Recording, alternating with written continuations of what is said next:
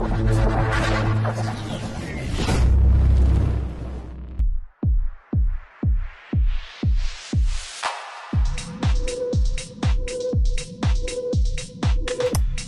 semua, selamat datang di Laboratorium Suara, tempatnya suara, cerita, dan inspirasi dari para saintis masing. Saya Anissa Rahmawati dari program studi biologi sebagai host pertama dan saya didampingi oleh Saya Rafael Adrian Putra dari Prodi Kimia sebagai host kedua. di balik setiap artikel ilmiah yang kompleks ada cerita manusia, dedikasi, dan perjuangan. Di episode pertama kali ini di Laboratorium Suara, kita akan mengupas semua lapisan-lapisan itu dengan para bidangnya tentang perjalanan mereka dalam mengungkap kebenaran. Hari ini kita bakal bahas topik yang sangat menarik dan pastinya berguna buat kamu yang ingin belajar tentang cara menulis proposal yang baik dan benar, baik cuma buat lomba, tapi juga berguna buat kamu yang ingin membuat suatu desain. Nah, mungkin banyak nih dari kalian yang punya ide keren, tetapi bingung gimana cara merumuskannya itu menjadi proposal yang solid dan menarik. Atau bahkan ada juga yang bingung harus tahu bagaimana cara mulainya. Santai dulu, kita bakal bahas tuntas mulai dari nyari ide riset, nyusun proposal, sampai tips cara menyusun langkah-langkah membuat proposal. Dan pastinya hari ini kita nggak sendirian nih. Kita kedatangan tamu yang sangat spesial. Mari kita sambut Mbak Fadila. Yeay. Halo. Halo Mbak. Gimana nih Mbak, kabarnya Mbak? Alhamdulillah baik Pak. Toran gimana? Alhamdulillah, baik juga. Mungkin Mbak Fadila bisa perkenalan dulu deh. Oke, mungkin di sini santai aja ya teman-teman. Aku mau sharing gitu. Mungkin dari awalnya aku mau perkenalan diri dulu. Aku Farida Azhara. Teman-teman boleh manggil aku Farah atau Bunda. Tapi biasanya teman-teman prodi pada manggilnya Ara gitu, karena ada penggalannya gitu. Terus aku dari Prodi Kimia angkatan 22, FIPA UNS tentunya. Terus dari di sini aku di semester 6 di sini. Selamat malam semuanya. Oke Mbak, langsung aja nih. Menurut Mbak, proposal riset mahasiswa itu apa sih dan apa itu penting buat mahasiswa? Oke, jadi mungkin di sini aku nggak menjawabnya dari satu kata per kata. Melihat dengan definisi dari proposal sendiri, proposal itu merupakan suatu dokumen atau berkas yang memang diusulkan untuk suatu tujuan tertentu. Kalau misalkan kita fokuskan ke pembahasan proposal riset, pastinya nanti suatu dokumen tersebut itu dirancang atau diusulkan untuk proyek yang memang basicnya itu adalah sains atau memang menuju ke akademik kayak gitu. Dan di proposal riset ini biasanya sudah difokuskan ke beberapa evaluasi, di antaranya ada perancangan dari biaya, kemudian dampak dan dari penelitian tersebut, dan juga pastinya dari pemantapan rencana yang kita tuju. Terus kalau misalnya kita membahas kenapa penting bagi mahasiswa gitu ya. Jadi untuk proposal riset itu sendiri kita melihat background dari kita sebagai mahasiswa FMIPA atau mahasiswa yang memang fokus orientasi ke depannya itu menjadi orang-orang yang saintis atau saintis muda yang memang profesional bidangnya. Itu yang pertama itu proposal riset ini sangat penting karena memang kita bisa menyalurkan ilmu yang telah kita pelajari di bangku kuliah itu dari proposal riset ini teman-teman. Jadi kalau misalnya dikatakan penting itu tentunya penting karena di wakil ini kita bisa menyalurkan, bisa mengaplikasikan ilmu kita di proposal tersebut kayak gitu. Dan tentunya di proposal sendiri kalian udah fokusnya itu membahas tentang isu-isu atau bahasan-bahasan yang memang masih menjadi urgensi di masyarakat kayak gitu. Yang memang tentunya juga di sini nanti kalian harus menentukan tujuan tentang kalian dari mahasiswa untuk masyarakat. Terus juga dilihat dari urgensi proposal sendiri itu juga bertujuan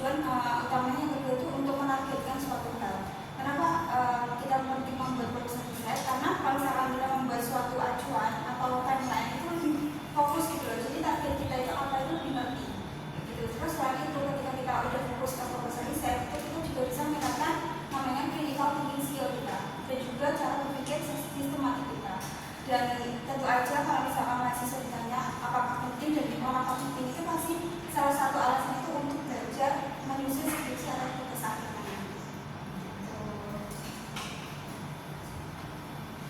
Mas, jadi tulis proposal itu bukan formalitas ya, tapi fondasi penting dari sebuah penelitian. Nah, kan tadi kan udah bahas tentang ini kan proposal ya. Nah, aku mau nanya nih, kalau semula kita punya ide, nah yang hal yang pertama kali kita lakuin buat jadi riset ilmiah tuh gimana? Oke, berarti ini lebih ke ketika kalian sudah memiliki keinginan atau minat untuk menulis proposal gitu ya. Oke, kalau based on experience aku, kalau misalnya kalian mau udah berniat memiliki suatu karya atau mau udah fokusnya ke penelitian, fokus pertama yaitu tentukan dulu topik yang kalian rasa itu kalian minati gitu. Maksudnya apa yang kalian kuasai kan dari bidang MIPA itu kan banyak banget ya yang bisa dikembangkan, misalkan dari kesehatan atau lingkungan itu kan sangat menonjol di dalam MIPA. Kemudian ketika kalian udah fokus ke salah satu topik, yang kedua itu kalian langsung aja ke brainstorming ide atau kayak pencarian inovasi-inovasi yang memang mau kalian kembangkan di penelitian tersebut. Nah kalau dari aku tuh biasanya yang pertama itu studi detail atau teman. Jadi misalkan di sini kita fokusnya ke bidang kesehatan. Jadi aku lihat dulu di Indonesia dulu lah ya. Di Indonesia itu yang masih menjadi suatu permasalahan apa di bidang kesehatan, misalkan diabetes mellitus itu masih tinggi rentangnya, atau kanker itu masih tinggi juga. Kalian berpeluang untuk mencari-cari kayak misalkan permasalahan yang harus kita tuntaskan itu apa gitu. Tapi di lain sisi mahasiswa itu pasti kadang-kadang bingung, jadi nanti mau arahnya apa, atau mana kayak gitu ya. Itu nanti bisa pakai opsi yang kedua, kalian bisa konsultasi atau meeting atau kayak pertemuan juga sama dosen kalian yang memang dirasa itu bidangnya itu sesuai dengan yang kalian ajukan. Terus ketika kalian udah brainstorm ide, langsung aja ke identifikasi masalah. Kalian harus mengakibat dahulu inovasi apa yang kalian kembangkan di sini. Mungkin sasaran kalian itu untuk siapa, apakah untuk penyakit suatu tertentu atau penyakit penyakit ataupun siapanya kalian ini materi siapa. Terus juga kalian di sini itu fokuskannya ke novelty atau ke keterbaruan kayak gitu. Jadi yang membedakan kita dengan proposal lainnya itu adalah di novelty atau keterbaruan. Oleh sebab itu ini yang perlu kalian tonjolkan dulu. Terus ketika kalian sudah menyusun identifikasi, lanjut aja kalian segera susun atau rancang proposal kalian. Jadi kayak buat draft-draft penting, nanti di bahasannya ini harus fokus ke apa, kayak gitu dibahas. Dan juga jangan lupa segera bentuk tim, karena proposal ini kan banyak ya, jadi pendananya banyak.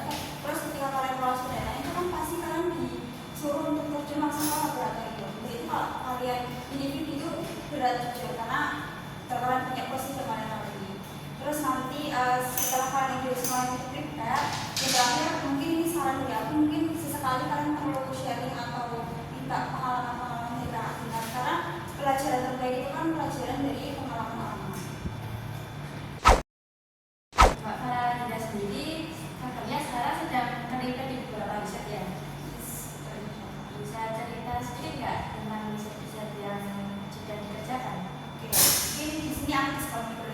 Jadi ini masih suatu ajuan atau usulan aku ke beberapa riset atau penelitian yang ada.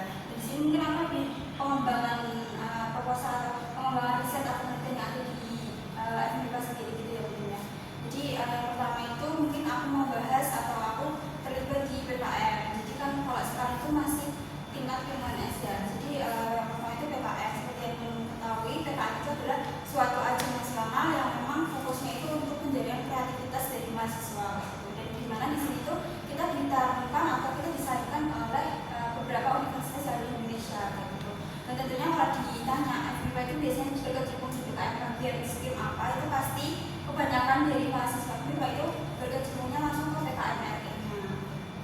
Terus yang kedua mungkin kalian juga gak asing dengan riset sawit. Jadi hampir sama dengan PKM, riset sawit itu juga memiliki keunggulan juga dari beberapa riset yang ada. Jadi di PKM dan di riset sawit itu tuh dia didanai oleh Badan Pengelola Dana Perkebunan Kelapa Sawit langsung. Jadi di sini tuh kita bisa didanai maksimal tuh sampai 20 juta. Itu lebih besar dari PKM sebenarnya. Dan ketika kalian lolos pendanaan nanti kalian diberikan waktu yang cukup lama juga untuk menyelesaikan penelitian kalian.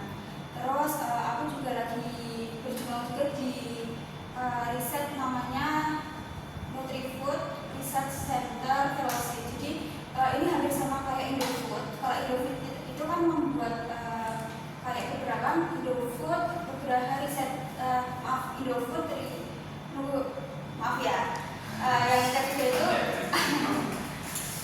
itu berkecimpung di bidang atau di riset-riset yang diketahui atau diajukan oleh perusahaan-perusahaan yang di Indonesia, misalkan dari Nutrifood sama Indofood. Kalau aku sendiri itu udah maksudnya berkecimpung di Nutrifoodnya, jadi namanya itu Nutrifood Research Fellowship Program kayak gitu. Jadi Nutrifood ini dia tuh sama kayak yang di Indofood itu namanya Pak Asal Indofood Riset Nugraha. Dia itu kalau misalnya Indofood itu fokusnya kan ke skripsi ya, itu kayak penelitian-penelitian yang emang memerlukan dana untuk skripsi. Tapi kalau yang Nutrifood itu lebih fokusnya itu ke pengembangan dan kesehatan kredibilitas kayak gitu sih.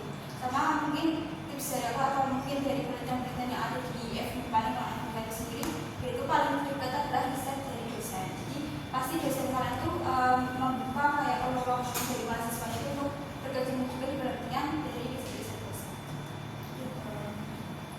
Wah, jadi menarik ya teman-teman.